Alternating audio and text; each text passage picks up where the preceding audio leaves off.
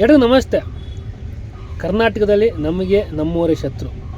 Andhra, Tamil Nadu, Kerala ಇಲ್ಲೆಲ್ಲರೂ cinema ಆಗಲಿ ರಾಜಕೀಯ ಆಗಲಿ ನಮ್ಮವ್ರು ಬಂದರೆ ಕಣೋ ನಮಗೆ ಒಳ್ಳೇದಾಗೋದು, ಬೇರೆಯವ್ರು ಬಂದರೆ ಒಳ್ಳೇದಾಗಲ್ಲ ಅಂತ ಅವ್ರನ್ನ ಬೆಳೆಸ್ತಾರಂತೆ.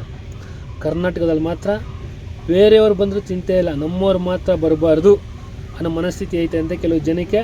ಇದೊಬ್ಬರು ಲೇಡೀಸ್ ಹೇಳಿದ್ದು, BTM ಲೇಔಟ್ ಮಡಿವಾಳ ಎಲ್ಲಿ ನಾನು ಗಾಡಿ ಹತ್ತಿದ್ರು. ಇವರು ಮಾತಾಡಿಸ್ತಾಯಿದ್ರು ನಾನು. ಕೆಲವು ಜನ ಮಾತಾಡಿಸ್ತಾರೆ, ರಾಜಕೀಯ ಎಲ್ಲ ಮಾತಾಡಿಸ್ತಾಯಿದ್ರು, ಹೆಂಗಿದೆ, ಹೆಂಗೆ ನಡೀತಾ ಇದೆ, ಭಾಷೆ ಎಲ್ಲ ಹಿಂಗೆ ಎಲ್ಲ ಮಾತಾಡಿಸ್ತಾಯಿದ್ರು. ಯಾಕಂದ್ರೆ ನಾನು ಕನ್ನಡದಲ್ಲಿ ಹಿಂಗೆ ಬರ್ತಿದ್ದೀನಿ. ಇದನ್ನು ನೋಡಿ ಶುರು ಮಾಡಿದ ಮಾತು. ಆಮೇಲೆ ಇವ್ರೊಂದು ಘಟನೆ ಹೇಳಿದ್ರು, ಮಡಿವಾಳ BTM ಲೇಔಟ್ ಎಲ್ಲ ಇವರು ಒಂದು ಮಟ್ಟಕ್ಕೆ ಶ್ರೀಮಂತರು. ಆಗ್ಲಿಂದ ಬೆಂಗಳೂರಲ್ಲಿ ಇರೋದು. ಒಂದು ಬಿಲ್ಡಿಂಗ್ ಇತ್ತಂತೆ ಇವರು ಸ್ವಂತ, ಪಕ್ಕದಲ್ಲಿ ಒಂದು ಬಿಲ್ಡಿಂಗ್ ಖಾಲಿ ಆಗ್ತಾಯಿತ್ತಂತೆ, ಅದು ಕನ್ನಡದವ್ರದ್ದು. ಒಂದು ರೇಟ್ ಮಾತಾಡಿದ್ರಂತೆ, ಒಂದು 70 ಲಕ್ಷ ಅಂದ್ಕೊಳ್ಳಿ, ನಮಗೆ ಕೊಟ್ಬಿಡಿ ಬಿಲ್ಡಿಂಗ್ ನಾವೇ ತೊಗೋತೀವಿ ಅಂತ. ಸರಿ ಆಯಿತು ಅಂತ ಹೇಳಿದ್ರಂತೆ ಅವರು. ಆಮೇಲೆ ಒಂದು ವಾರ ಆದಮೇಲೆ ನೋಡಿದ್ರೆ ಇವರು ಹೇಳಿರೋ ರೇಟ್ಗಿಂತ 5 ಲಕ್ಷ ಎಕ್ಸ್ಟ್ರಾಗಿ ಬೇರೆ ರಾಜ್ಯದವ್ರಿಗೆ, ಒಂದು ನಾರ್ತ್ ಇಂಡಿಯನ್ಸ್ ಯಾರಿಗೂ ಮಾರ್ಬಿಟ್ಟವ್ರೆ ಬಿಲ್ಡಿಂಗ್ನ ಪೂರ್ತಿ. EMಂಗೆ ಗೊತ್ತಾಗಿ ಕೇಳಿದಾಗ, ಇಲ್ಲ ಮಾರ್ಬಿಟ್ಟೆ ನಾನು 75 ಲಕ್ಷಕ್ಕೆ ಏನೋ ಅಂದ್ರಂತೆ.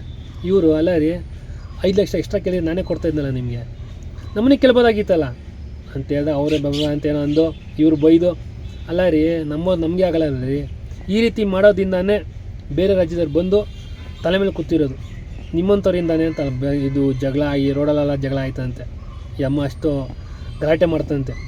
ಇಲ್ಲಿ ನಮ್ಮ ಹತ್ರ ಹೇಳ್ತಾಯಿತ್ತು. ಆದರೆ ಇದೇ ಅಮ್ಮ ಇನ್ನೊಂದು ಏರಿಯಾಗೆ ಹೋಗ್ತಾಯಿತ್ತು. ಆ ಏರಿಯಾದಲ್ಲಿ ಪೂರ್ತಿ ಕನ್ನಡಿಗರೇ ಇರೋದು. ಆ ಏರಿಯಾ ಎಷ್ಟು ಹೇಳಿದ್ರೆ ಅದನ್ನು ಹಾಳು ಮಾಡಿಬಿಡ್ತಾರೆ. ಅದಕ್ಕೆ ಹೇಳ್ತಾಯಿಲ್ಲ. ಆ ಏರಿಯಾದಲ್ಲಿ ಹೆಂಗೊತ್ತ ಒಗ್ಗಟ್ಟು, ಬೇರೆ ರಾಜ್ಯದವ್ರು ಬಂದರೆ ಮನೆ ಕೊಡೋಲ್ಲ, ಅವರು ರೂಮ್ ಕೊಡೋಲ್ಲ. ಕನ್ನಡದವ್ರು ಬಂದರೆ ಮಾತ್ರ ಅವರು ಜಾಗ ಕೊಡೋದು. ಅದಕ್ಕೆ ಆ ಏರಿಯಾದಲ್ಲಿ ಇನ್ನೂ ಕನ್ನಡ, ಆಮೇಲೆ ಕೊಲೆ ಇಲ್ಲ, ಕಳ್ತನ ಇಲ್ಲ, ಒಂದು ಮಟ್ಟಿಗೆ ಐತೆ. ಅತಿ ಹೆಚ್ಚು ಸ್ವಂತ ಮನೆಗಳೈತೆ ಆ ಏರಿಯಾದಲ್ಲಿ.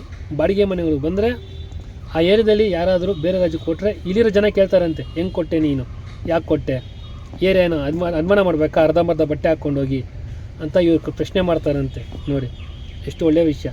ನಾವು ಇದೇ ರೀತಿ ಒಗ್ಗಟ್ಟಾದರೆ, ಒಗ್ಗಟ್ಟೆಯಲ್ಲಿ ದುಡ್ಡು ಬರುತ್ತೆ ಅಂದರೆ ನಿಮ್ಮ ಅಕ್ಕಪಕ್ಕ ನಮ್ಮ ಅಕ್ಕಪಕ್ಕ ಮನೆ ಸುತ್ತಮುತ್ತ ನಡೆದಿರುತ್ತೆ. ದುಡ್ಡು ಬರುತ್ತೆ ಅಂದರೆ ಸಾಕು, ಯಾರು ಬೇಕಾದ್ರೆ ತಗೊಳ್ಳಿ, ಯಾರು ಬೇಕಾದ್ರೆ ತಲೆ ಕೆಡ್ಸ್ಕೊಳಲ್ಲ. ನಮಗೆ ದುಡ್ಡು ಬಂತ ಅಷ್ಟೇ, ದೇಶ ಏನಾರಾಗಲಿ ಭಾಷೆ ಏನಾರಾಗಲಿ ತಲೆ ಕೆಡ್ಸ್ಕೊಳಲ್ಲ. ಆದರೆ ಮತ್ತೊಂದು ಏರಿಯಾ ನೋಡಿ ಎಷ್ಟು ಒಗ್ಗಟ್ಟಾಗೈತೆ.